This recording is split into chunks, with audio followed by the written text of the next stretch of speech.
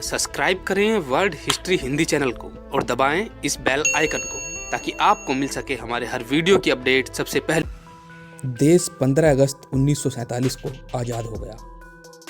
पूरा देश इसके जश्न में डूबा था।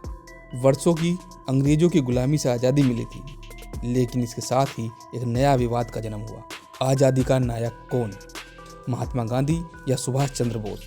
इस विवाद पर लेखकों और लोगों की अपनी अलग अलग राय है, लेकिन उस वक्त ब्रिटेन के तत्कालीन प्रधानमंत्री ने सुप्रीम कोर्ट को दिए जवाब में सुभाष चंद्र बोस का जिक्र किया था।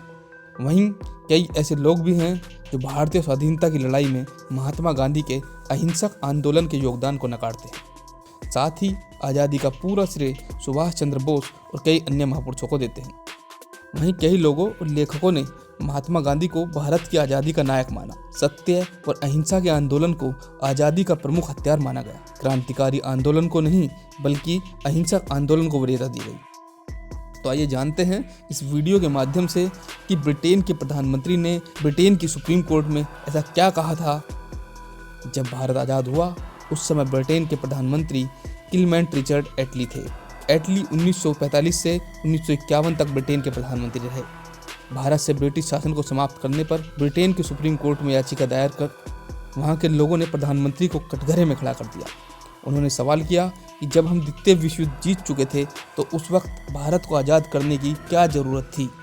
ब्रिटेन के तत्कालीन मुख्य न्यायाधीश ने ब्रिटेन के प्रधानमंत्री क्लेमेंट रिचर्ड एटली से पूछा कि आखिर आपने भारत को क्यों छोड़ा? आप दूसरा विश्व युद्ध जीत चुके थे।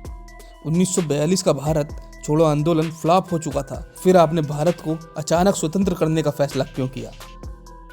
मुख्य न्यायाधीश के सवाल का जवाब देते हुए प्रधानमंत्री रिचर्ड एटली ने कहा कि 25 लाख भारतीय सैनिक द्वितीय विश्व युद्ध जीत कर लौट रहे थे। इस बीच कराची नेवल बेस, जबलपुर, आसनसोल जैसी जगहों पर से सैनिक विद्रोह की खबरें आ रही थी। सुभाष चंद्र बोस की आज़ाद हिंद फौज लगातार ब्रिटेन सेना पर दबाव बढ़ा रही थी। एटली ने आगे कहा कि हम जान गए थे कि अब ज़्यादा दिनों तक भारत पर कब्जा बनाए रखना मुश्किल है।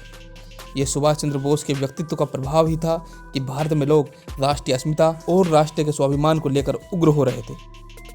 अगर हम भारत को न छोड़ते तो सुभाष चंद्र बोस के नेतृत्व में बड़ा आंदोलन हो सकता था जो ब्रिटेन को बहुत नुकसान पहुंचाता। अगर महात्मा गांधी की तरह अहिंसक आंदोलन होता रहता तो हम पर कोई असर न होता। सब्सक्राइब करें वर्ल्ड हिस्ट्री हिंदी चैनल को और दबाएं इस बेल आइकन को ताकि आपको मिल सके हमारे हर वीडियो की अपडेट सबसे पहले।